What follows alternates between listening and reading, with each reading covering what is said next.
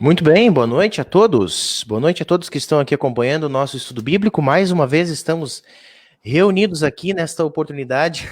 Quase que eu cantei reunidos aqui só para louvar o Senhor. Mais uma vez reunidos aqui é porque daqui a pouco o worship, né? Saudade da juventude, né, meu filho? É verdade. Mas que bom que nós temos mais essa oportunidade de podermos estar aqui neste momento, estudando a palavra de Deus. Hoje, como vocês puderam ver aí no começo, também podem ver aí pela descrição, pelo título do vídeo de hoje, nós estaremos estudando o livro de Sofonias, que é mais um dos profetas dessa série de livros, onde nós estamos estudando esses profetas e livros menos conhecidos da Escritura, né? Eu gosto de colocar entre aspas, porque eu não sei, Isadel, eu tenho um pouco de receio de dizer que um livro da Escritura é menos conhecido. Não sei por que eu tenho isso, mas enfim... porque tanta gente já leu durante a história, a gente vai dizer que esse aqui é menos conhecido, né? Enfim. Mas é um livro que é menos estudado. Geralmente, nos livros escolhidos para reflexão, esses são os que são menos escolhidos, né? E a gente, então, está tendo essa oportunidade de refletir sobre eles. Está sendo muito bom para nós e temos certeza que será muito bom para vocês também, tá bom? Saudações aí, gurizada. Enquanto eu vou compartilhando aqui, mandando os links para vocês compartilharem a live também. Vai, Jorge, tá do meu lado aqui, começa aí hoje. Com certeza. Boa noite a todos, prazer estar de novo aqui com vocês, para nós tentarmos entender um pouquinho mais o que é esse tal de Sofonias, né? Um nome tão bonito, até falei para minha esposa, Renata, vamos dar esse nome aí para um dos nossos guri, né? Quando a gente vier. Sofonias é sempre um nome bonito, é um nome único, vamos dizer assim. Ele vai ser muito especial, né? Então hoje nós vamos falar um pouquinho dele, que bom que a gente vai poder meditar um pouco na palavra de Deus, ainda que nessa pandemia, cada um de sua casa, mas Deus também nos serve através de outros meios, né? Dificilmente o Sofonia de vocês vai ter algum colega para competir o nome na chamada, né? E assim por diante. A tá cheio de nome legal, né? Só dá uma olhada nas genealogias. Deixo também meu boa noite aí para o pessoal, que aos poucos vai chegando, também compartilhando aí o nosso estudo. O nosso estudo aí que, na verdade, tenho, às vezes, relembrado aí, retomado com os guris, serve mais, na verdade, assim como uma conversa nossa, né? Uma conversa aqui ao vivo mais polida, né? Em que a gente compartilha algumas curiosidades e informações a respeito de um livro que eu acho, sim, Lucas, a gente pode falar sem medo que é um dos livros menos conhecidos. O que a gente pode fazer, né? Que nem a gente tem dito assim ultimamente, né? Também esse é outro livro que eu não sei se o pessoal tem ele aí como livro devocionário, né? Ninguém chegou para mim alguma vez e disse assim, pastor, aquele texto lá de Sofonias é legal, hein? Não, ainda ninguém disse para mim, né? Então, e de fato, né? A gente chama assim os profetas menores de menores, não porque eles são menos importantes. A palavra menor em latim significa curto, né? Assim como a palavra maior em latim significa comprido, não de importância. Isaías, só porque é grande, não é mais importante do que Sofonias, que é pequeno, né? Então, a gente não lê, né? Sabe-se lá por quais são as razões, né? Mas cá estamos, lendo aí, né, aprendendo a palavra de Deus através do trabalho do profeta Sofonias, e mais essa noite. Isso aí, eu tô aqui compartilhando a live com todo mundo, para todo mundo ter acesso. Uma grande alegria ter mais esta oportunidade de estudar Sofonias, e eu vou digo mais ainda, a gente gosta de bater esses papos aí nessas introduções, né? É um dos livros que eu percebi na leitura e na reflexão dele, é um dos livros onde a gente tem mais facilidade, um dos livros proféticos, dos profetas menores, onde tem mais facilidade de encontrar referências à vinda de Jesus. Porque, pelo menos nesses que a gente viu até agora, a gente viu Naum, Obadias, né, nas últimas 2 semanas, falava, claro que a gente enxergava de alguma forma profecias da vinda de Jesus, porque é como o Jorge colocou no primeiro estudo e no segundo a gente reafirmou, que Jesus é aquele fio vermelho que passa por toda a escritura, né? Então, Lutero diz que a gente tem que encontrar Cristo em cada versículo da Bíblia, né? Mas a gente vai enxergar a profecia ou o cumprimento da profecia de Jesus. Mas nesse livro está bem claro, está bem evidente, né? E a gente vai refletir sobre isso no dia de hoje. Como já é de costume, né? a gente fazer essa oração inicial. Eu vou convidar então o colega pastor Nicolas aí para fazer essa oração inicial, e aí assim a gente começa a debruçar no livro de Obadias. Beleza, oramos. Gracioso Deus, nós te damos graças e louvor porque até aqui nos conduziste por esse dia. Te louvamos porque o teu amor e a tua misericórdia mais uma vez nos acompanharam. Obrigado, Senhor, por mais uma oportunidade em que nos achegamos a ti através da tua palavra e através dela também vens até nós em graça, em perdão, em orientação.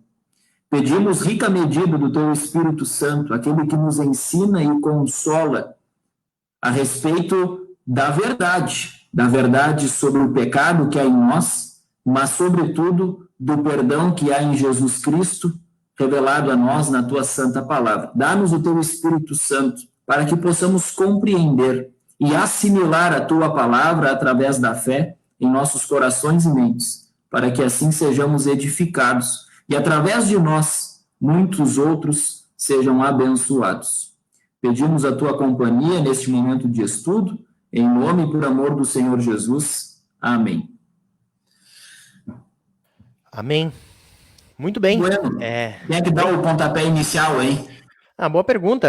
Acho que a gente pode fazer primeiro a leitura, ou, aliás, não sei se vocês querem fazer um apanhado histórico primeiro, o Nicolas ficou responsável por isso essa semana, mas ou a gente faz a leitura do primeiro capítulo primeiro, para ter uma ideia, porque já no primeiro capítulo tem umas questões interessantes, né?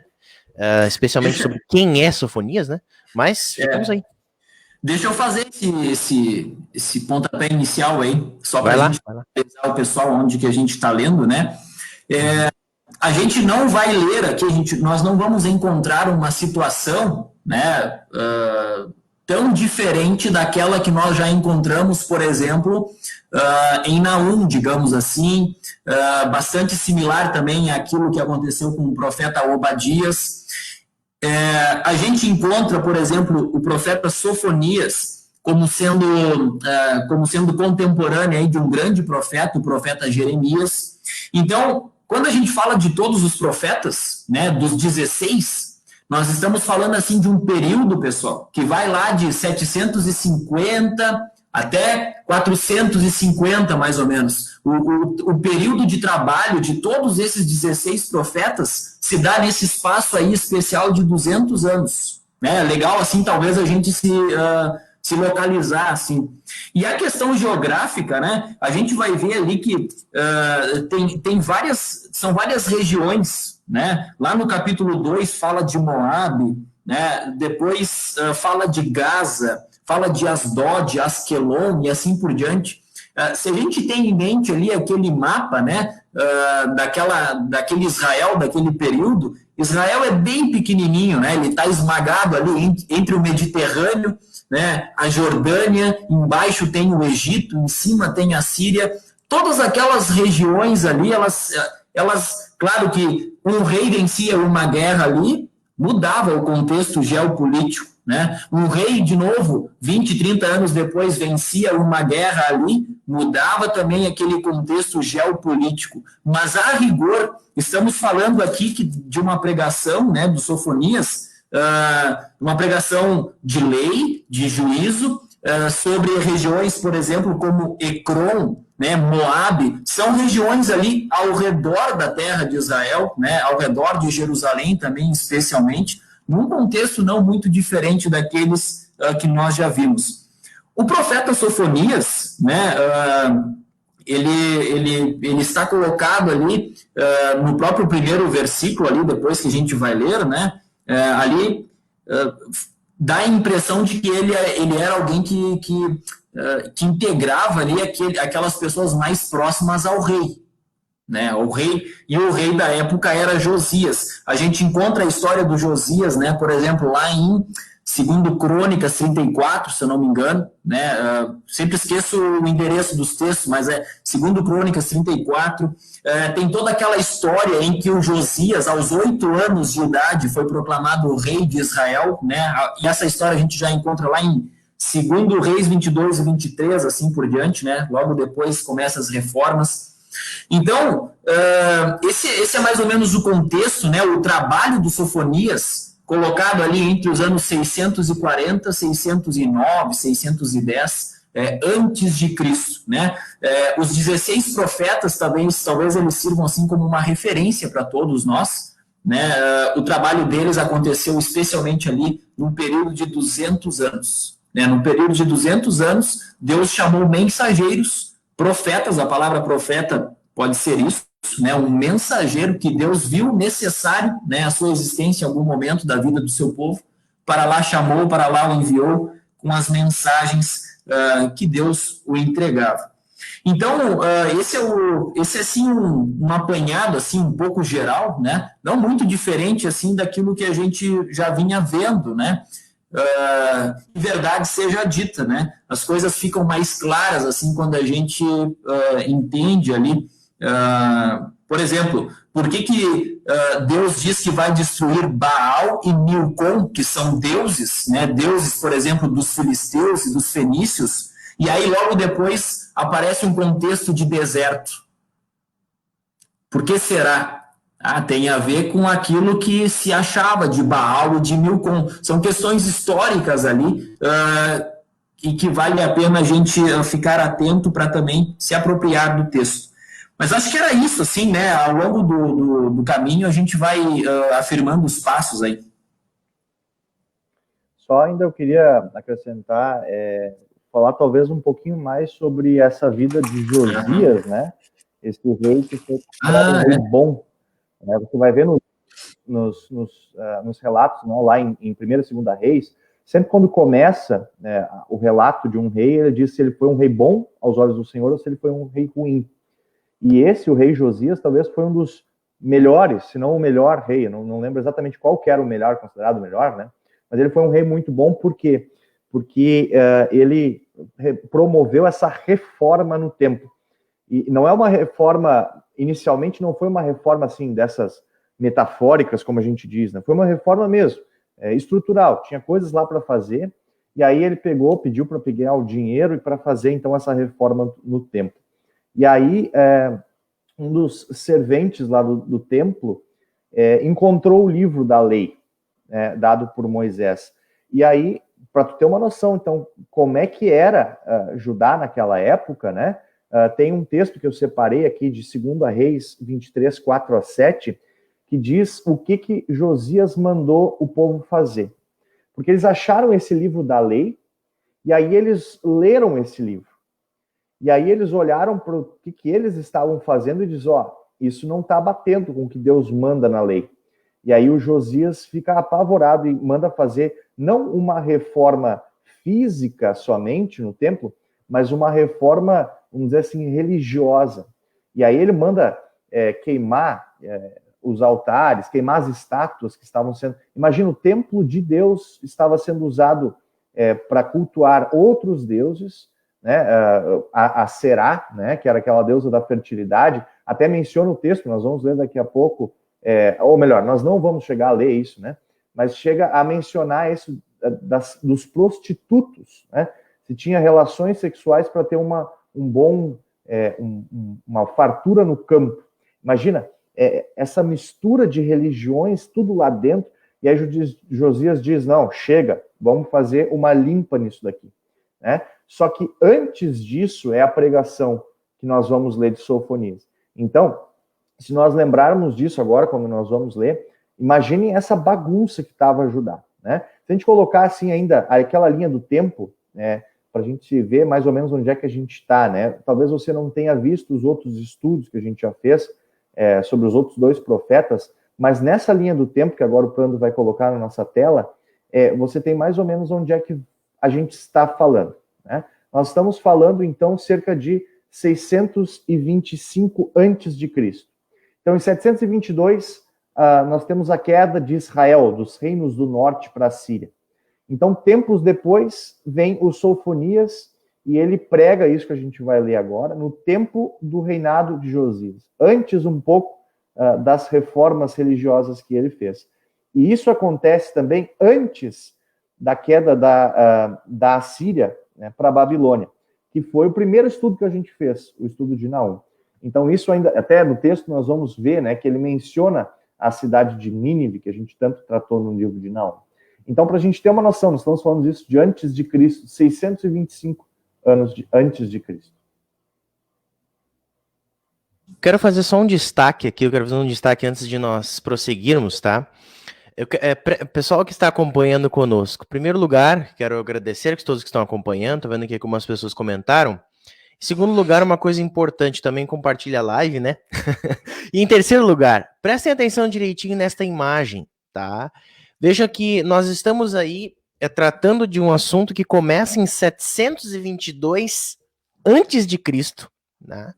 No caso, não tratando do assunto especificamente, mas obviamente que a Bíblia, a história aqui da Escritura é muito anterior a isso, mas nós vamos lidar de uma questão a partir ali que engloba desde 722 a.C., e ali, quando você chega no ano zero, que é o momento, o marco, né, onde tem ali o presépio com Jesus, ali o nascimento de Jesus, que é conhecido como ano zero, né, ali você tem, então, o início da era depois de Cristo.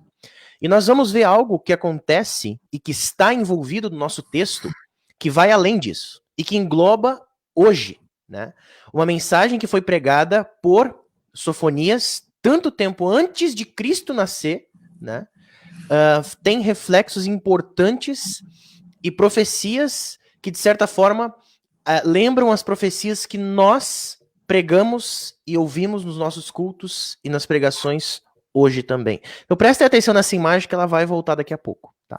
Só isso que eu queria dizer. Legal. Muito bom. Vamos fazer a leitura. Capítulo 1, posso continuar aqui, dando seguimento? Vamos lá, então. Capítulo 1. O pessoal de casa aí pegue sua Bíblia, né? Pode também usar os aplicativos aí do celular, acompanhe a leitura. São livros curtos e pouco conhecidos, por isso que nós, então, temos aí tido a iniciativa de ler, né? A gente ainda mais de forma, né, vocalizada, né? Às vezes a gente lê só com os olhos, né? Mas ler e ouvir a palavra de Deus em conjunto, esse é o propósito também do estudo. Sofonias 1, então.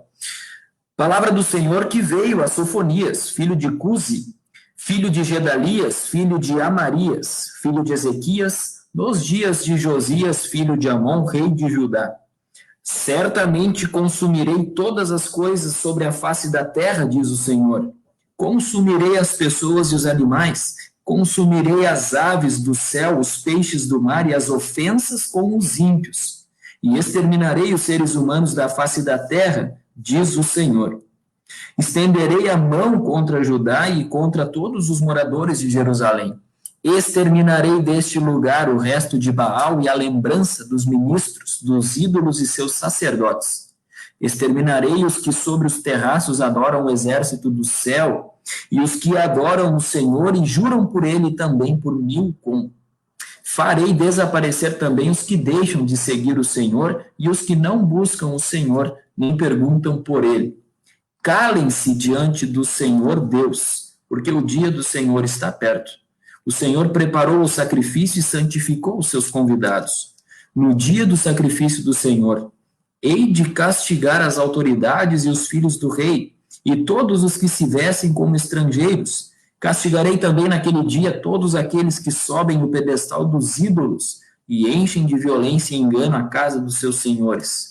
Naquele dia, diz o Senhor, se ouvirá um grito, desde o portão dos peixes e um uivo, desde o bairro novo, e grande lamento desde as colinas.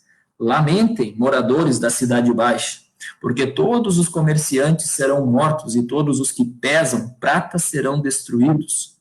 Naquele tempo, vasculharei Jerusalém com lanternas e castigarei aqueles que estão apegados à borra do vinho e dizem no seu coração, o Senhor não faz bem nem faz mal. Por isso os bens deles serão saqueados e as suas casas serão destruídas. Eles construirão casas, mas não habitarão nelas. Plantarão vinhas, mas não beberão o vinho. Está perto o grande dia do Senhor. Está perto e vem chegando depressa. Atenção! O dia do Senhor é amargo, e nele clamarão até os poderosos. Aquele dia será um dia de ira, dia de angústia e tribulação, dia de ruína e destruição, dia de trevas e escuridão, dia de nuvens e densas trevas, dia de toque de trombeta e gritos de guerra contra as cidades fortificadas e contra as torres altas. Trarei angústia sobre as pessoas e elas andarão como se estivessem cegas, porque pecaram contra o Senhor.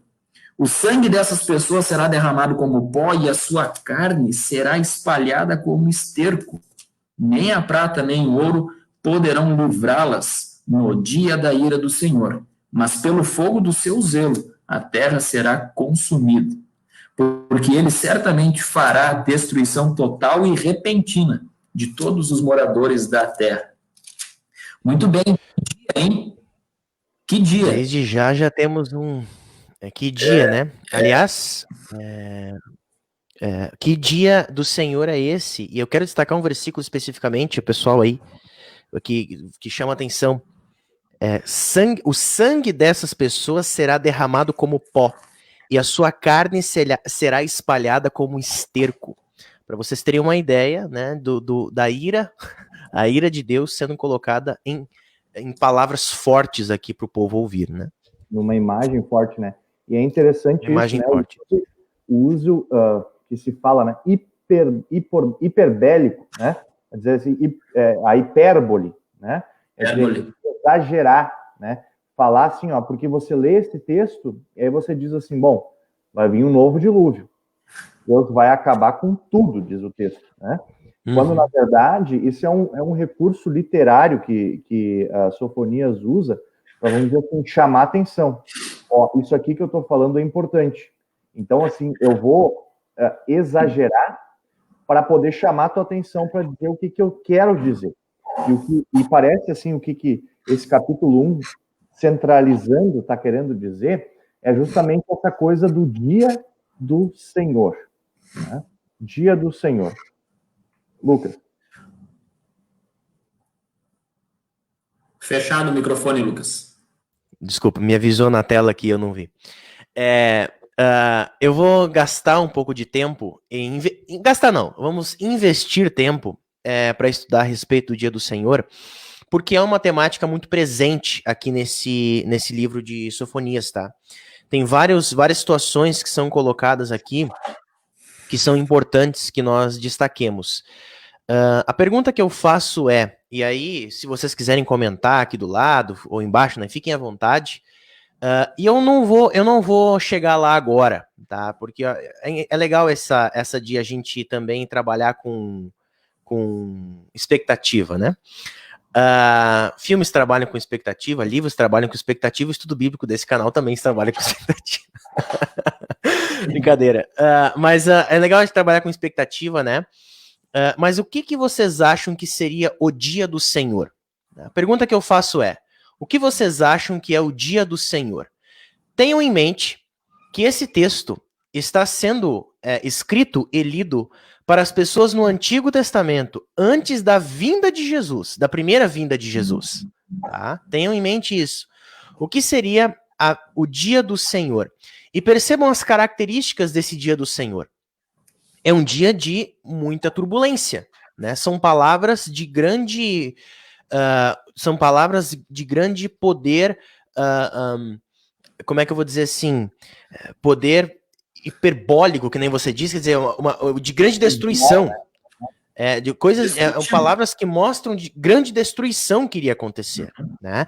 Percebam a maneira com a qual o profeta fala a respeito da ira de Deus sobre aqueles que estavam o abandonando, né? Você tem aí diversas características, especialmente aí no versículo 7, por exemplo, que é primeiro momento que vai falar do dia do Senhor ali, né?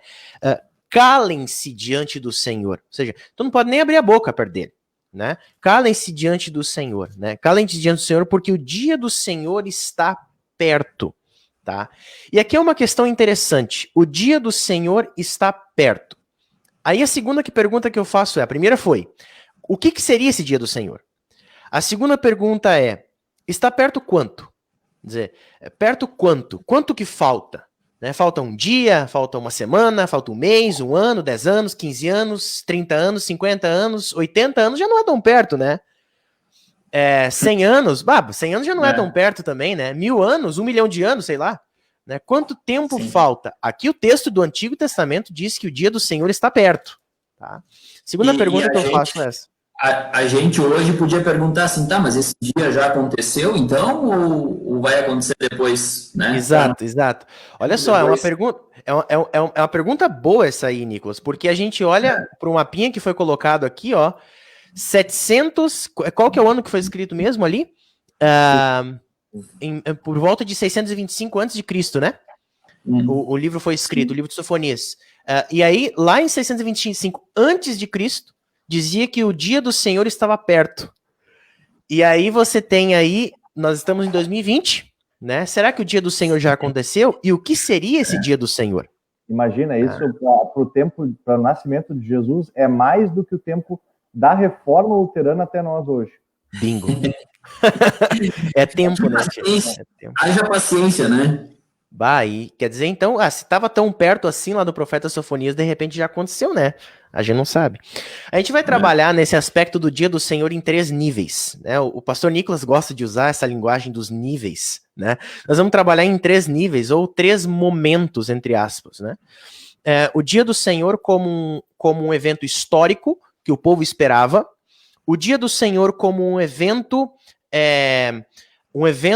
de vinda, e um evento importante de dia do Senhor como a segunda vinda, tá? Nós vamos trabalhar nesses 3 níveis, tá? E aqui nesse primeiro momento eu quero tratar do dia do Senhor como um evento histórico. Porque sim, as pessoas da época esperavam o dia do... Aliás, as pessoas da época estavam ouvindo a profecia do dia do Senhor a partir de 2 níveis. Nós vamos ver nisso aqui, especialmente de 2 níveis, e o primeiro deles é um evento histórico que iria acontecer.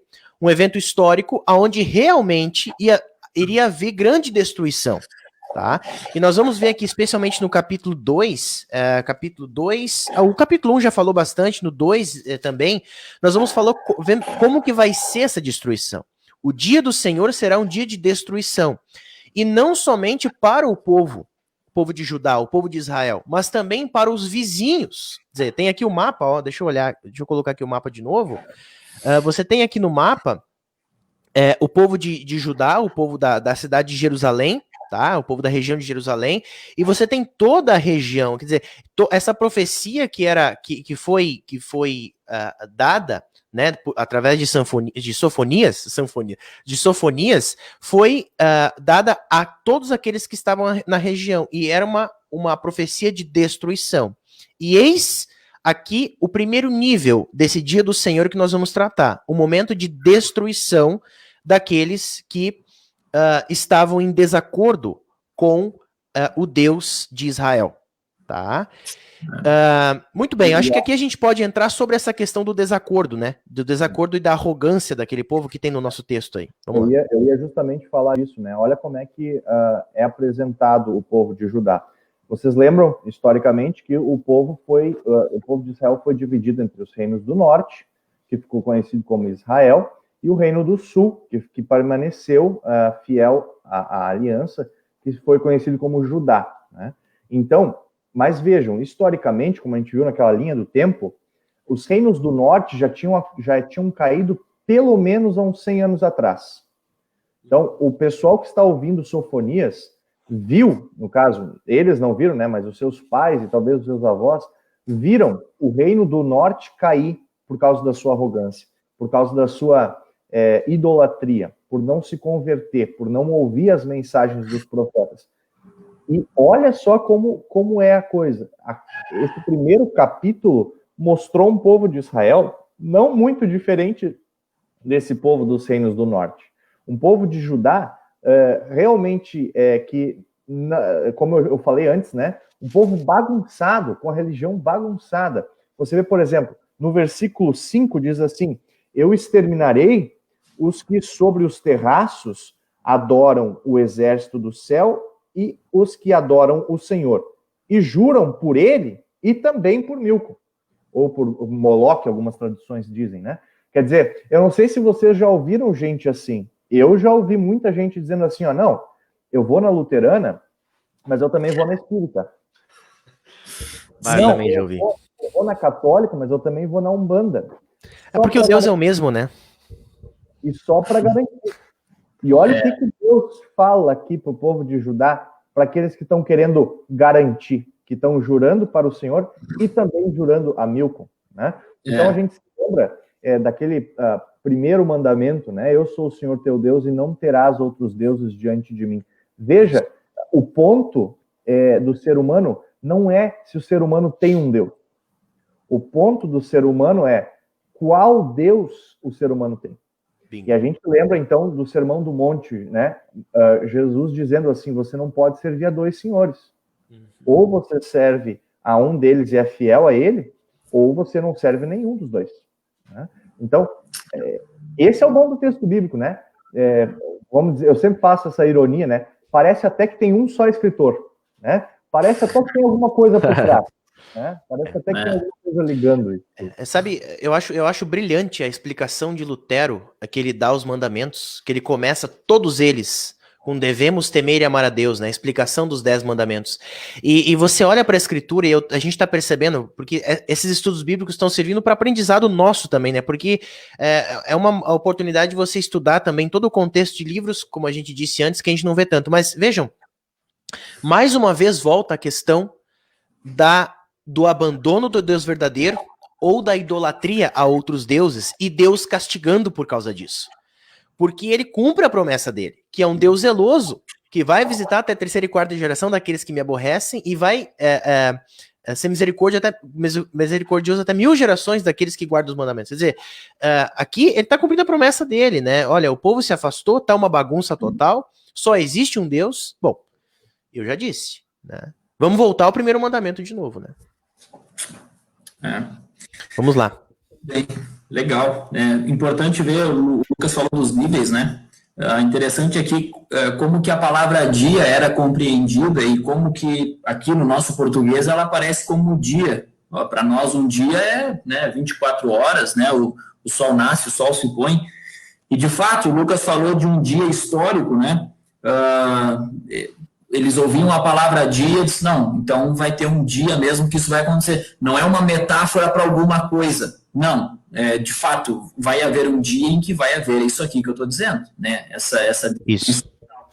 E aí depois eu já vou pular com o Lucas para o segundo nível, né, na compreensão disso aqui, porque o livro de Sofonias se encaixa para aquele período, mas dentro de uma narrativa maior, que é a palavra de Deus como um todo, o livro de Sofonias se encaixa também num plano maior de Deus, né, de comunicar a sua mensagem, né, que amarra todos os livros da Escritura. Vai chegar também aquele dia. E aí, não sei se tu já vai entrar nesse ponto, Lucas. Vamos para o segundo e para o terceiro capítulo, porque vai ter conexões com esses capítulos e o Jorge vai trazer também, tá? Eu vou ler o segundo capítulo aqui. Tá. Reúna-se e concentre-se, ó nação sem pudor, antes que saia o decreto e o dia se vá como a palha. Antes que venha sobre você o furor da ira do Senhor. Sim, antes que venha sobre você o dia da ira do Senhor. Busquem o Senhor todos vocês, os humildes da terra. O primeiro mandamento de novo. Que cumprem os seus mandamentos, busquem a justiça, busquem a humildade. Talvez assim vocês sejam poupados do dia da ira do Senhor. Porque Gaza será abandonada e Asquelon ficará deserta. Asdod ao meio-dia será expulsa e Ecrom será desarraigada. Ai dos que habitam no litoral, do povo dos queretitas. A palavra do Senhor será contra você. Canaã, da terra dos filisteus, farei com que você seja destruída até que não reste um morador sequer. O litoral será de pastagens, com refúgios para os pastores e currais para os rebanhos. O litoral pertencerá ao remanescente da casa de Judá. Ali apacentarão os seus rebanhos, e ao anoitecer se deitarão na casa de Asquelon. Porque o Senhor, seu Deus, os visitará e mudará a sorte deles. Ouvi a zombaria de Moabe e as palavras injuriosas dos filhos de Amon, que zombaram do meu povo e se gabaram contra o seu território. Portanto, tão certo como eu vivo, diz o Senhor dos Exércitos, o Deus de Israel, Moabe será como Sodoma, e os filhos de Amon como Gomorra, campo de urtigas, poços de sal e desolação perpétua. O remanescente do meu povo os saqueará, e os sobreviventes da minha nação tomarão posse dos seus territórios. Isso lhes sobrevirá por causa do seu orgulho, porque zombaram e se gabaram contra o povo do Senhor dos Exércitos. O Senhor será terrível contra eles, porque aniquilará todos os deuses da terra e todos os povos das nações, cada um do seu lugar, o adorarão. Também vocês, ó etíopes, serão mortos pela espada do Senhor. Ele estenderá também a mão contra o norte e destruirá a Síria e fará de Nínive uma desolação e terra seca como o deserto. No meio dessa cidade repousarão os rebanhos e todo o tipo de animais. Nos capitéis das colunas se alojarão tanto o pelicano como o ouriço. A voz das aves ressoará nas janelas. Haverá escombros nos umbrais das portas, porque o madeiramento de cedro será arrancado. Esta é a cidade alegre e confiante que dizia consigo mesma: eu sou a única, e não há outra além de mim. Como se tornou em desolação, em pousada de animais, todos os que passarem por ela hão de vaiar e farão gestos de desprezo. Isso aqui está falando sobre Nínive, né? Nós falamos sobre Naum 2 semanas atrás. Quem não assistiu pode acompanhar ali. Nínive tinha essa sensação de ser a maior cidade, a cidade mais poderosa, mais protegida, né? Assim como Edom também tinha essa sensação. Quer dizer, eles tinham toda essa arrogância por se acharem protegidos, e aí Deus fala assim, ó, coitados de vocês, né? Vocês vão ser, como é que fala aqui? Vocês vão ser pousados de animais, quer dizer, os animais vão pousar aí como se fosse um ninho deles, né? Vocês vão ser totalmente destruídos, né? Mais uma vez, voltando ao assunto, né? Voltando ao assunto da idolatria, dos falsos deuses, e Deus dizendo, olha, vocês não são nada, tio. Que sou eu que mando. Aqui fala até do pelicano, né? O pelicano é aquela ave assim, ó, frágil, né? Extremamente frágil. Ele não vai onde tem. Essa é uma característica do animal, né? Ele simplesmente não vai onde tem gente. Ele é sempre visto de longe, né? Pelas pessoas. Né? Então, na Síria, né? Na grande potência da época, né? Já em decaída nesse período aqui. Vai, né? Tipo assim, ó, vai ter até pelicano aí no meio de vocês, né? Quer dizer, não vai ter nada aí, não vai ter nada. Até os pelicanos vão poder chegar aí no meio de vocês, né? E o ponto, parece, desse segundo capítulo aqui é mostrar que Deus não é só Deus de Judá. Deus não é só Deus de Israel, né? Essa até tem uma frase que a gente falou, até nem anotei ela, mas dizia assim, né? Que Judá, embora Judá fosse o único povo de Deus, Deus não é Deus somente de Judá, né? Deus é o Deus da Síria, Deus que reina também sobre Etiópia, Moabe, Amon, não interessa, Deus reina por todos os lugares. E o interessante é que, assim, ó, esses lugares aí que esse capítulo 2 menciona, provavelmente não ouviram essa mensagem. Porque Sim. Essa mensagem foi falada a Judá, né? Foi falada a Jerusalém. Ela não foi uma mensagem, não foi uma carta entregue a várias pessoas. O Sofonias não fez um tour de pregação por volta dos lugares. Essa palavra foi entregue para Jerusalém, né? Para Judá. E assim, é um chamado de arrependimento ainda que o Senhor dá, né? No início ele começa, reúna-se, concentre-se, a nação sem pudor. A NTLH traduz por sem vergonha, né? Nação sem vergonha. Mas não tem nem vergonha de estar fazendo o que vocês estão fazendo, olha só, se arrependa. Né? E aí está aquela justiça de Deus que a gente fala. Deus não pune do nada. Deus alerta, Deus é um Deus zeloso, Deus, como diz Naum, é tardio em irar-se, né? Mas ele, quando se ira, nós vamos ver o que vai acontecer nesse dia do Senhor. Né? Essa tua colocação, Jorge, sobre esse... Eu tive a oportunidade de ler também esse comentário aí que você colocou aí agora, de que Deus, ele não é um Deus que pertence exclusivamente a Judá, e essas palavras, esses oráculos aqui nos mostram isso. Isso é importante até para uma futura aplicação que a gente vai fazer, uma aplicação daqui a pouco, porque muitas vezes a gente também acha, olha, que Deus tá ali disponível para fazer o que eu quero na hora que eu quero. E a gente acha que pode controlar ele, quer dizer, pode fazer o que a gente quiser com ele, né? A gente esquece que Deus é Deus e a gente não é, né? E essa é uma frase, para mim, é uma frase apoteótica. Isso aí leva essa frase para a vida, né? Deus é Deus e você não é, eu não sou, né? Então, quer dizer, às vezes a gente realmente tenta se colocar no lugar de Deus, tenta ou se não fazer com que ele haja segundo a maneira que nós queremos. E é bem isso aqui que está acontecendo. Às vezes o povo tinha a sensação de que, olha, Deus está com a gente, lá no capítulo 1 foi lido, né? Ele não vai fazer nem bem nem mal. Ele vai fazer o quê? Porque a gente está com ele, né? E Deus falou, olha, te acalma, o negócio aqui é comigo, tia.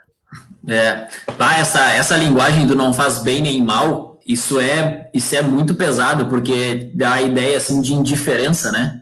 Tipo assim, não é nem que se tu briga, se tu fala contra Deus, até é bom do ponto de vista assim, pelo menos tu ainda leva Deus em conta, né? Tu leva Deus em conta, né? Por exemplo, Jó chegou num ponto, cansou e xingou, né? Então, aquela palavra também lá do Apocalipse, de novo, né? Eu acho que contra a igreja de Laodiceia, vocês são mornos, né? Não é nem quente nem frio. De novo, a questão da indiferença, tanto faz. Imagina tu falar assim, tanto faz para Deus, né? Isso é bem... Imagina, Deus ia tirar até o cedro, o madeiramento do cedro, os cedros do Líbano, né? Se vocês olharem aí, né, pessoal, o símbolo lá da bandeira do Líbano é um cedro, porque significa firmeza, eternidade, algo que não quebra, né? Esse é o simbolismo por trás. Por isso que o Salomão trouxe lá pelo Mediterrâneo, lá de cima, né, do Líbano, trouxe pelo mar, assim, os cedros do Líbano para colocar no templo, né? Mas isso aqui também não é. E essa é a diferença, né, entre o profeta real e o profeta falso, né? Óbvio que é isso. O profeta real fala a verdade. Né? Mas, assim, na época que eles estavam, falar a verdade, às vezes, é falar contra o que o rei está fazendo. É falar uma mensagem que o povo não vai gostar de escutar. É ser perseguido por esse povo por falar isso. Então, quando essa pessoa que Sofonias menciona, né, que diz, mas tá tudo bem, Deus não faz nem bem nem mal, não tem problema. Isso talvez são coisas que, assim, hoje em dia, muitos profetas da nossa época falam. Quer dizer assim, Deus não tá nem aí pro jeito que tu te comporta, pro jeito que tu age, do jeito que tu faz. Porque assim, Deus é amor, né? Deus é tranquilo, Deus tá de boa, não interessa o que tu faz, porque ele é amor e ele se traduz em amor. Então, essa é a diferença dos falsos profetas e dos verdadeiros profetas. Será que o Lucas nos deixou aí? O Lucas saiu? Não, desculpa, tive que resolver um problema aqui que tava acontecendo. Estávamos com saudade. Saudade de vocês também. Não, preocupado. Vamos pro capítulo 3, gurizada? Ou vocês acham que... Vamos pro capítulo 3? Isso aí, vamos lá. Quem lê agora? Então? Pode fazer. Vamos lá, capítulo 3. Ai da cidade opressora, rebelde e manchada. Não atende ninguém, não aceita disciplina, não confia no Senhor, nem se aproxima do seu Deus. Os seus príncipes são leões rugidores no meio dela. Os seus juízes são lobos do anoitecer, que não deixam os ossos para serem roídos no dia seguinte. Os seus profetas são levianos e falsos. Os seus sacerdotes profanam o santuário e fazem violência à lei. O Senhor é justo no meio da cidade. Ele não comete injustiça. Manhã após manhã, ele traz o seu juízo à luz. Não falha. Mas o injusto não sabe o que é vergonha. Exterminei nações. As suas torres estão destruídas. Tornei desertas as suas praças, a ponto de não haver quem passe por elas. As suas cidades foram destruídas, de maneira que não há ninguém que as habite. Eu dizia, certamente você, Jerusalém, viverá em temor diante de mim e aceitará a disciplina, e assim a sua morada não seria destruída, segundo o que eu havia determinado. Mas eles se tornaram cada vez mais corruptos em todos os seus atos. Portanto, esperem por mim, diz o Senhor. Esperem pelo dia que eu me levantar para tomar o despojo, porque a minha resolução é ajuntar as nações e congregar os reinos, para fazer cair sobre eles a minha indignação e todo o furor da minha ira. Porque toda esta terra será consumida pelo fogo do meu zelo. Então darei lábios puros aos povos, para que todos invoquem o nome do Senhor e o sirvam de comum acordo. Da além dos rios da Etiópia, os meus adoradores, que constituem a filha da minha dispersão, me trarão sacrifícios.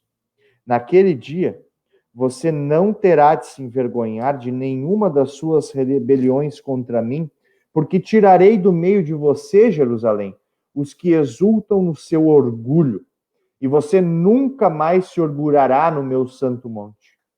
Mas deixarei no meio de você um povo modesto e humilde, que confia no nome do Senhor. O remanescente de Israel não cometerá injustiça. Eles não proferirão mentira. Da sua boca não sairão palavras enganosas, porque serão apacentados, se deitarão e não haverá quem os atemorize. Cante, ó filha de Sião, grite de alegria, ó Israel. Alegre-se e exulte de todo o coração, ó filha de Jerusalém. O Senhor retirou as sentenças que eram contra você e afastou os seus inimigos. O rei de Israel, o Senhor, está no meio de você. Você não precisa mais temer nenhum mal. Naquele dia se dirá a Jerusalém: não tenha medo, ó Sião. Não desfaleçam as suas mãos.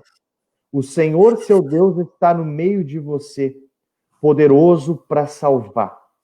Ele ficará muito contente com você. Ele a renovará no seu amor e se encherá de júbilo por causa de você. Congregarei os que estão entristecidos por se acharem afastados das festas solenes, estes que são do seu meio e sobre os quais pesam afrontas. Eis que, naquele tempo, agirei contra todos os que a afligem. Salvarei os que cocheiam e recolherei os que foram expulsos. Farei deles um louvor e um nome em toda a terra em que foram envergonhados. Naquele tempo, farei com que você volte e os recolherei. Certamente farei de vocês um nome e um louvor entre todos os povos da terra, quando eu restaurar a sorte de vocês diante dos seus próprios olhos, diz o Senhor. É interessante e lindo isso, né? Esse texto é interessantíssimo. Conforme você vai lendo, tudo aquilo que vem antes vai fazendo um contraste tão grande, né? Principalmente assim, ó, naquela parte, se você vê no início do capítulo 2, o Senhor traz um chamamento de arrependimento. Diz assim, ó, se arrepende, Jerusalém. E aí, no capítulo 3, versículo 7, você tem uma frustração de Deus. Ele diz assim, certamente você viverá em temor diante de mim. Quer dizer, Deus tinha a esperança ainda, né? Pô, Jerusalém, eu vou te dar mais uma chance. Certamente agora você vai entender, você vai viver numa forma melhor, segundo os meus olhos, né? E aí diz, mas eles se tornaram cada vez mais corruptos em todos os seus atos. E aí continua, portanto, esperem por mim. Parece que a gente, né? Tipo assim, espera de novo. Fazia uma arte, e aí, ou a nossa mãe ou o nosso pai dizia assim, espera teu pai chegar. Espera. Para tu ver o teu. Então, esperem por mim, o dia que eu for levar o despojo.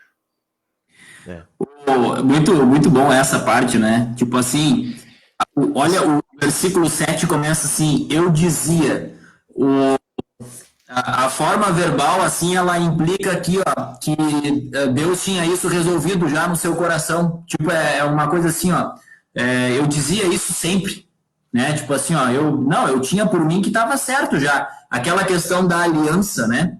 Volta sempre a questão da aliança e da fidelidade de Deus que cumpre a sua aliança, né? Então Deus está resolvido, né? Tanto que ele até dizia, não, tranquilo, eu e Jerusalém aqui, tá beleza. Mas vocês se tornaram cada vez mais corruptos. Bem boa essa do espera, né? Espera só teu pai, né? Espera só tua mãe chegar em casa, né? Esse é o sentido da coisa aqui, né? Exato. Tem outros pontos importantes que se destacam nesse capítulo 3, especialmente, e aqui é interessante destacar também, quando fala ali que mas deixarei no meio de vocês um povo modesto e humilde que confia no nome do Senhor, o remanescente de Israel. E agora? Esse ponto Agora é interessantíssimo também, né? Eu não sei, Jorge, você quer fazer algum contraste entre o capítulo 1 e o 3 primeiro? Não? Pode ser. Isso, faz esse contraste e depois eu entro, porque eu sei que um dos teus contrastes pega o versículo 13, que é o que eu vou pegar agora. Beleza. Então é o seguinte, a gente sabe que os textos de profeta, os textos da Bíblia no geral, eles não são textos, vamos dizer assim, fora de uma forma, né? Todos os textos, por exemplo, os poéticos, né? Hoje em dia a gente diz, não, a poesia tem que rimar, de repente. A poesia tem que ter tantas linhas ligando com outras linhas, né? E também os textos bíblicos têm estruturas, né? Tem momentos que se cruzam. E eu queria trazer, então, alguns paralelos que tem com o capítulo 1 e o capítulo 3. Vejam só, o primeiro paralelo que eu quero trazer é o seguinte. No capítulo 1, dos versículos 3 a 9, nós temos Deus apresentando o seu juízo, né? Para com Judá. E eu tirei os versículos ali, né? Calem-se diante do Senhor Deus, porque o dia do Senhor está perto. O Senhor preparou o sacrifício e santificou os seus convidados. Quer dizer, até em forma de sacrifício. Deus até chama isso de um sacrifício que ele vai fazer. Hei de castigar as autoridades e os filhos do rei. Né? Castigarei também, naquele dia, todos aqueles que sobem em pedestais dos ídolos e enchem de violência, engano, acaso.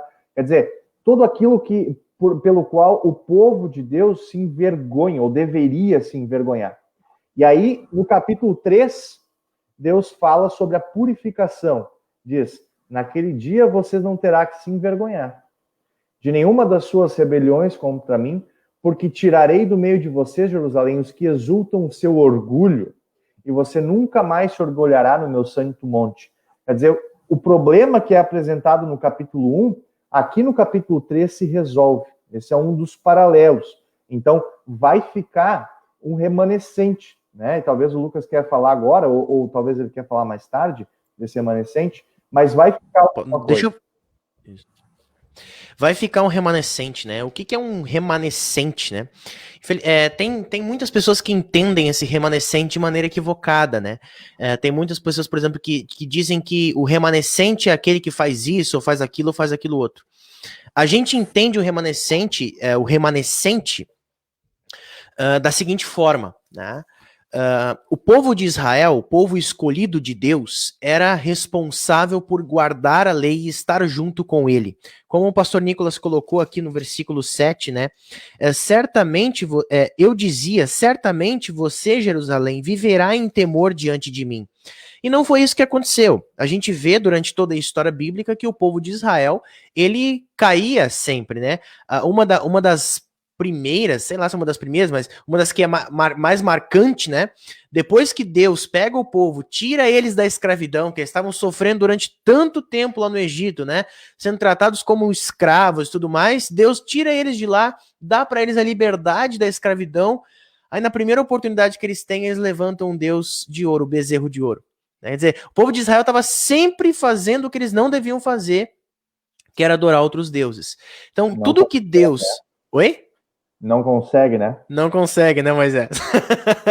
Então, quer dizer, tudo que eles não podiam fazer, eles estavam fazendo, né? Então, aqui você tem o Israel que ele não cumpriu com o desejo e a vontade de Deus.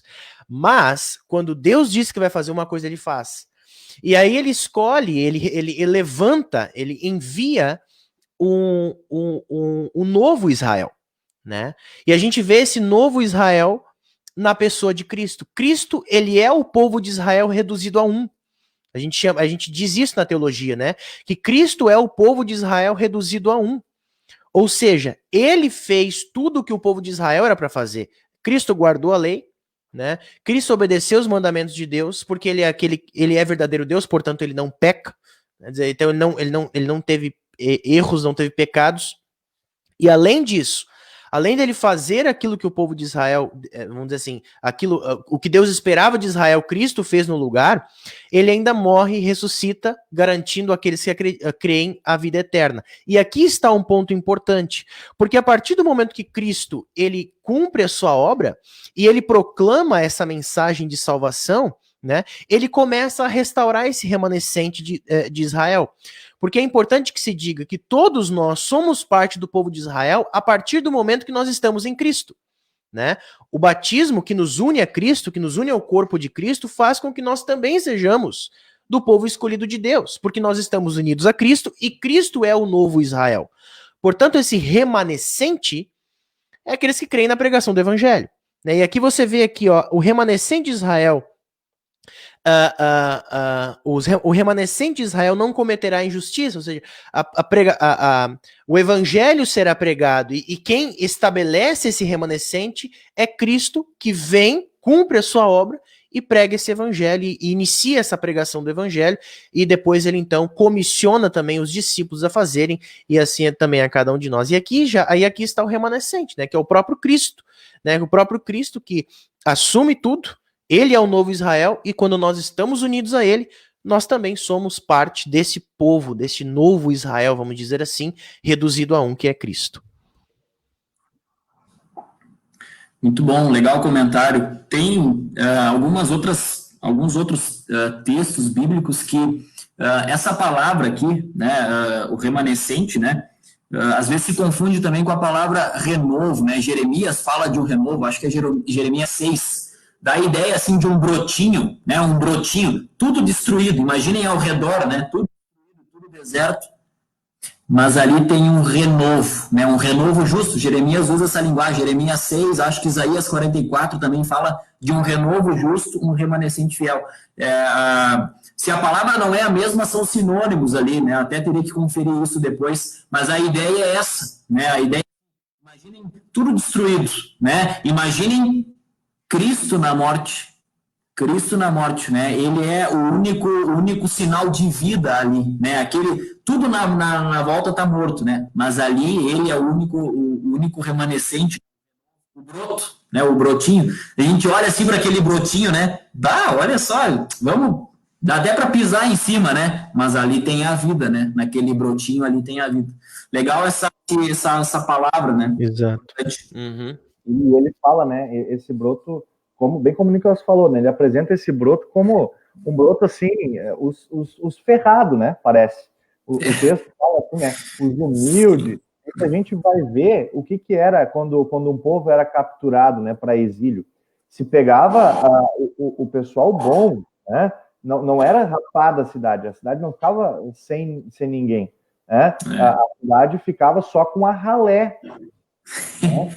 E essa ralé, que ninguém vai dar nada por ela, segundo o texto, é que vai ser purificada. E a linguagem é de fogo.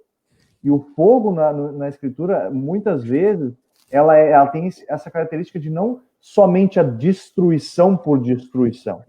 A punição de Deus não é necessariamente, não tem um fim em si mesma nesse caso. Nesse caso, a punição de Deus, ela também é corretiva, né? Ele é um fogo que destrói e ao mesmo tempo purifica esse remanescente. E se a gente olhar ainda nessa questão de paralelos do capítulo 1, capítulo 3, a gente pode ver ali na próxima,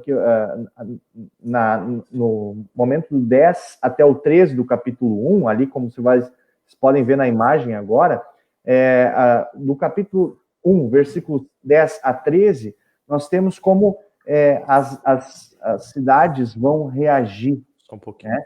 Diz assim no versículo 10 do capítulo 1. Sim, vai colocar. Vou colocar aqui porque eu perdi isso. Pronto. Então, no capítulo 1, versículos 10 a 13, diz, no versículo 10, naquele dia se ouvirá um grito desde o portão dos peixes e um uivo desde o bairro novo e grande lamento desde as colinas. Então, o povo vai gritar de desespero. E agora no 3 diz assim, ó, cante, ó filha de Sião, grite de alegria, ó Israel. Alegrem-se, exulte de todo o coração. Vê o contraste. Se começa com um problema e agora se resolve esse problema. E aí Deus vai fazer desse renovo, que esse renovo vai cantar de alegria. Não vai somente gritar de dor, mas vai gritar de alegria, purificada, né? E aí, no próximo, tem mais um ainda paralelo, né? No capítulo 1 e o 3, diz assim no versículo 17, trarei angústia sobre as pessoas e elas andarão como se estivessem cegas, porque pecaram contra o Senhor. O sangue dessas pessoas será derramado como pó e a sua carne será espalhada como esterco. Né? A humilhação, assim, essa carne dessas pessoas vão ser tipo esterco. Né? E aí, no versículo 18 e 20 do capítulo 3, certamente farei de vocês um nome, um louvor entre todos os povos da terra, quando eu restaurar a sorte de vocês. Contrastes, né? Também é uma obra literária. Tem várias coisinhas que a gente pode perceber. Tudo isso apontando para o dia do Senhor, tá? Como eu disse lá no começo, nós trabalhamos com expectativa aqui também, e nós já estamos no momento, o momento ideal para fazermos essa análise. E aqui eu quero colocar nesse momento os momentos da Bíblia onde aparece o dia do Senhor. Não é só aqui em Sofonias, mas em diversos textos dos profetas, o dia do Senhor é citado.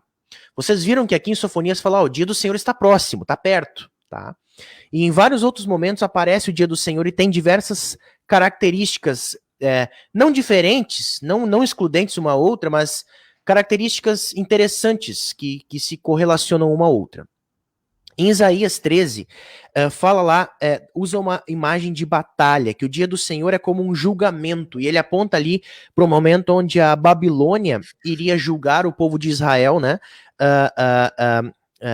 E as promessas de ira de Deus. Aí você vê em Jeremias 46, né? Que usa a imagem de uma espada. O dia do Senhor é como uma espada, né? Que refere-se ao julgamento do Egito e às promessas de vingança do Senhor. O dia do Senhor em Ezequiel 13, 5, aparece também em 33, que fala lá dos falsos profetas, que eles não prepararam Israel para o dia do Senhor, e depois o dia do Senhor é tratado então como um dia de nuvens e o tempo dos gentios.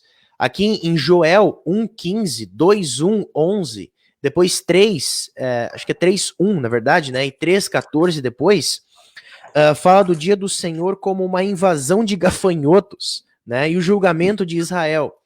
E aí você tem Amós 5, que aparece 3 vezes também o termo dia do Senhor, que fala aqui de julgamento e será um dia de trevas, né, fala dos assírios aqui também. Obadias 15, semana passada estudamos Obadias, que fala o dia do Senhor é um dia de julgamento também sobre Edom, como nós trabalhamos semana passada. Sofonias, como nós lidamos hoje, e Malaquias 4:5 também fala o dia do Senhor como a vinda do próprio Senhor. E vejam como é interessante isso, né? O dia do Senhor é tratado de diversas maneiras durante todo o texto bíblico. O primeiro nível, um acontecimento histórico. E aí o segundo nível é o que talvez seja o mais iminente de todos, que é o anúncio e a promessa da vinda do Messias. E como que a gente sabe disso? Porque o dia do Senhor, ele tem tanto características de manifestação de julgamento, como características de manifestação de misericórdia e graça de Deus sobre o povo. Porque através do dia do Senhor, o Senhor iria resgatar o seu povo dos inimigos também. Né? E um dos elementos presentes na manifestação graciosa de Deus em seu reinar futuro é a manutenção de um remanescente fiel entre o seu povo, que aqui é o próprio Cristo, né? O dia do Senhor, como eu disse lá no começo, era visto como um acontecimento histórico, uma perspectiva que viesse a acontecer ainda naquele tempo do Antigo Testamento, por isso que eles diziam que estava próximo também, em que Deus iria manifestar ali e resgatar o povo, mas também o dia do Senhor era como um evento uma promessa de uma visitação definitiva.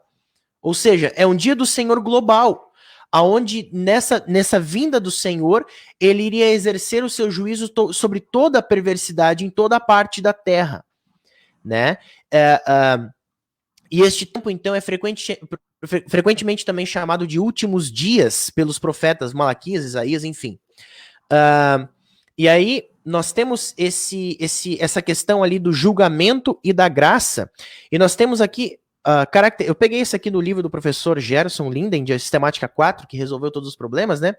A Sistemática 4 fala que das características desse dia do Senhor, tanto como julgamento, também como características de graça. Vejam só, o Antigo Testamento fala que todos os homens perversos estariam sob a ira de Deus, não simplesmente as nações que aprisionam Israel.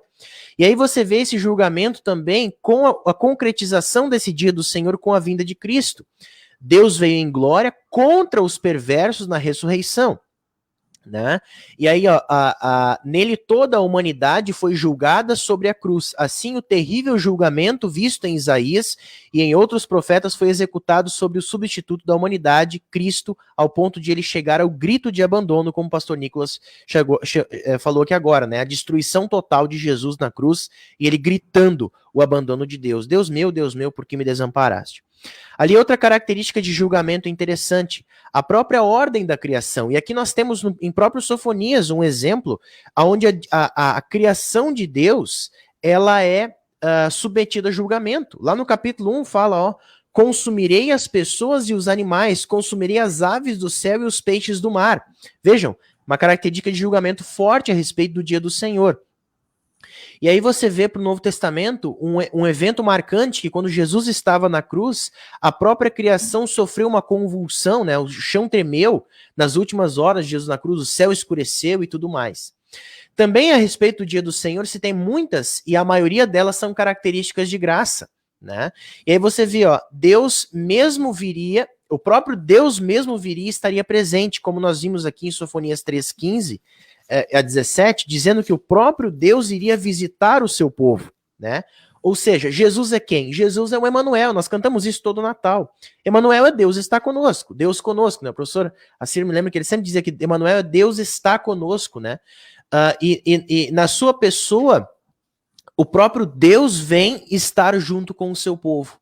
A promessa aqui feita do dia do Senhor, que Deus estaria junto, visitaria o seu povo, também é cumprida em Jesus Cristo.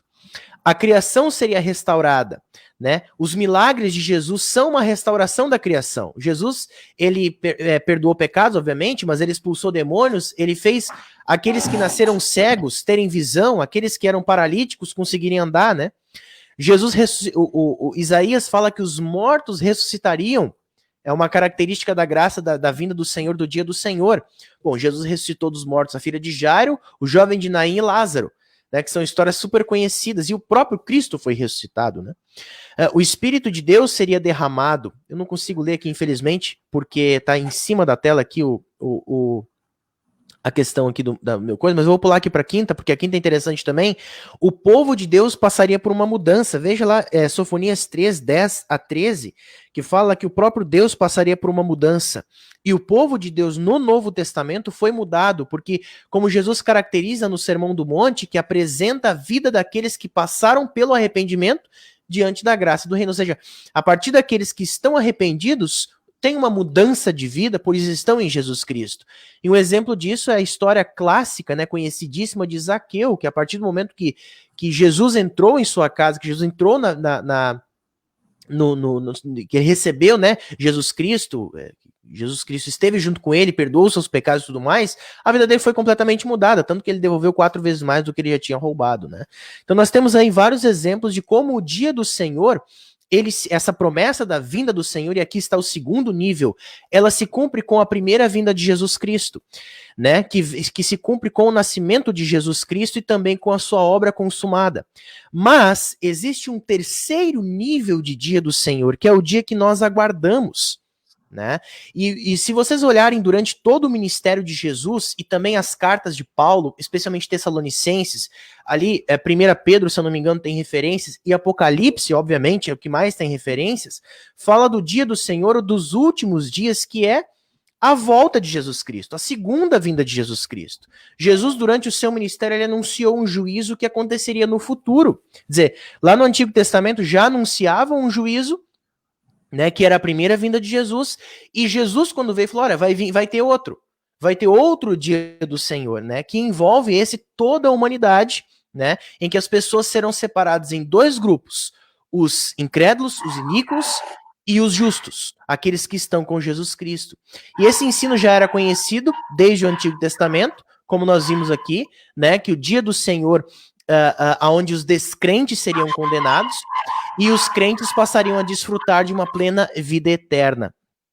E assim também os apóstolos, eles ensinaram nas epístolas a respeito do dia do julgamento, que virá sobre todo mundo, né? Se por um lado, alguns desses textos mostram que haverá condenação no dia do Senhor, por outro lado, também os filhos de Deus aguardam que, com grande alegria, que serão levados ao céu pelo próprio Deus, né? Serão recebidos porque creem naquele que é o remanescente de Israel, que é o próprio Cristo, que fez tudo por nós, que é o verdadeiro Israel, e nele nós somos parte do povo de Deus. Então, o dia do Senhor é um evento histórico para aquele povo, o dia do Senhor é a vinda do próprio Cristo, né, e toda a sua obra, e o dia do Senhor ainda não aconteceu. O terceiro nível desse dia do Senhor, que é quando o Senhor vai voltar, a segunda vinda de Jesus Cristo, aonde haverá o julgamento, aonde para um lado serão separados os iníquos e por outro lado serão separados os justos, e os justos são aqueles que creem nas palavras do Senhor Jesus Cristo. É quase que aquela coisa, né, Lucas? Tu pergunta para a pessoa, né? Então, o dia do Senhor é um evento histórico, é a vinda, morte e ressurreição de Jesus Cristo, ou ainda está por vir? E aí tu responde, sim. É isso aí. Que legal, que bom a gente ter uma luz sobre isso.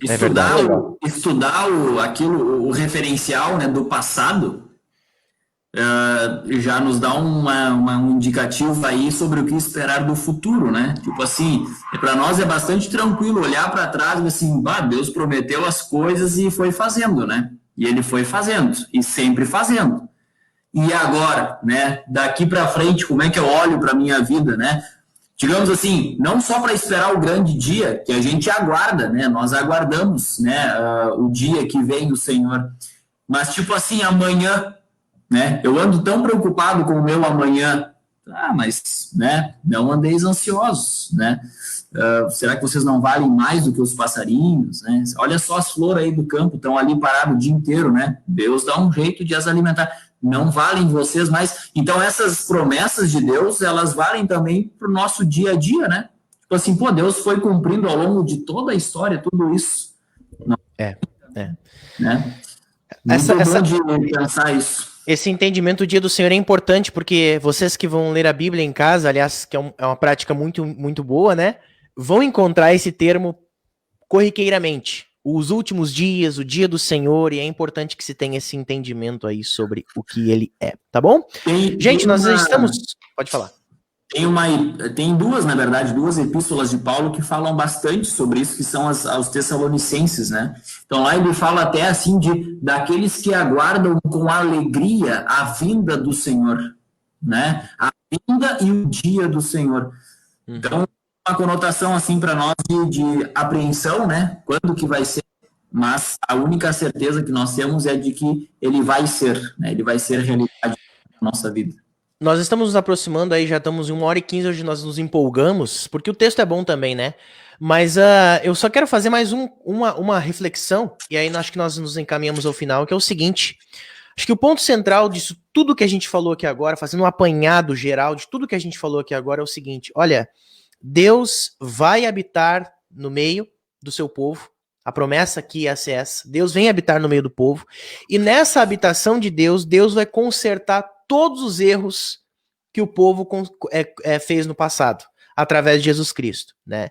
E aqui é uma coisa interessante, que ele vai dar notoriedade aos humildes, ele vai dar reputação aos aleijados, e é exatamente isso que Jesus faz. Vejam o Cântico de Maria, que eu já trouxe semana passada, né? Eu trouxe aqui um texto do Cântico de Maria. Sua misericórdia vai de geração em geração sobre os que o temem. Agiu com o seu braço valorosamente, dispersou os que no coração alimentavam pensamentos soberbos, derribou dos seus tronos os poderosos e exaltou os humildes, encheu de bens os famintos e despediu vazios os ricos. Ou seja, toda essa questão da arrogância do povo, em se dizer, não, eu sou indestrutível, não, Deus não vai fazer nada contra nós, tudo isso que tanto o livro de Naum, como o livro de Obadias, como o livro de Sofonias nos traz, nos mostra que é bem o contrário, né? Quer dizer, a nossa esperança, a esperança do povo de Israel e a nossa esperança reside no conhecimento de que nós não somos nada. E a partir do momento de que nós reconhecemos que nós não somos nada, nós vamos reconhecer que Deus é tudo, né? Que Deus é Deus, né? E é Deus, por causa da sua graça e do seu amor, ele quer nos dar o perdão, ele quer nos dar a certeza de salvação, ele quer nos dar a certeza da ressurreição e também do novo céu e da nova terra. Acho que é isso o mais importante, nós termos o reconhecimento da nossa fragilidade, da nossa insuficiência, deixarmos de lado todo e qualquer tipo de arrogância e dizer assim, não, eu faço com Deus o que eu quero e tudo mais, não. Colocarmos unicamente nossa confiança naquele que é Deus realmente, né? Isso aí, beleza. Perfeito. Vamos falar nada? Eu achei que vocês iam comentar. Amém. Deixa eu colocar aqui comentários que foram colocados. Pessoas mandando boa noite, aqui Dona Brunilda, o Edgar Henk, que eu não sei, de repente é de vocês aí, né? Olha aí, Edgar, nosso secretário aqui da comunidade de Porto Alegre. A Rosane, que é congregada nossa aqui, minha mãe tá sempre conosco, né? Daqui a pouco vai ter um dia que ninguém vai assistir, só minha mãe vai assistir a gente. O Bertoldo, que é lá do Espírito Santo. Aí nós temos recados também de fora do país, né? Nossos amigos, o Alan e a Gabriela. O Alan mandou para mim que eles estavam assistindo até agora, teve que sair, que teve uma reunião na congregação deles, mas mandou 2 recados aqui, ó. Que legal, gente. Infelizmente, eu e o Alan não conseguimos acompanhar ao vivo, só um pedacinho, mas vamos assistir tudo depois. E depois eu coloco assim que sentia falta de estudos sobre livros dos profetas menores. A gente também, né? Acho que é por isso também que a gente sentiu necessidade de fazer, né? Também temos mais um recado aqui da Liliane Martins. Deve ser conhecido de vocês aí. Beleza, gente? É isso. Muito obrigado aí por mais esse estudo. Gostei muito de fazer, tá? Gostei muito. Vamos pro próximo, né? Deixa eu só dar um aviso importante. Semana que vem nós não teremos estudo bíblico, mas para compensar, na outra semana teremos um estudo muito especial sobre o livro de Abacuque, junto com o professor doutor Assir Raiman, que foi o nosso professor de Antigo Testamento, estará aqui para dar esta aula para nós. Eu não vou falar junto com a gente, porque seria muita pretensão, né? Dar essa aula para nós, né, de Abacuque, e também compartilhar isso com vocês, tá bom, gente? Então ele aceitou estar aqui conosco, então na semana que vem não tem, mas na outra o professor Assir estará aqui conosco acompanhando, né, e também estudando o livro de Abacuque, tá bom? Podem dar seus despedidos aí. Maravilha. Valeu, pessoal. Só para dizer, não perdam, como diz aquele. Não perdam. Não perdam. Isso aí. Beleza, gente? Boa noite aí também. A todas as mais ricas bênçãos de Deus e até a próxima. Tchau, tchau. Valeu.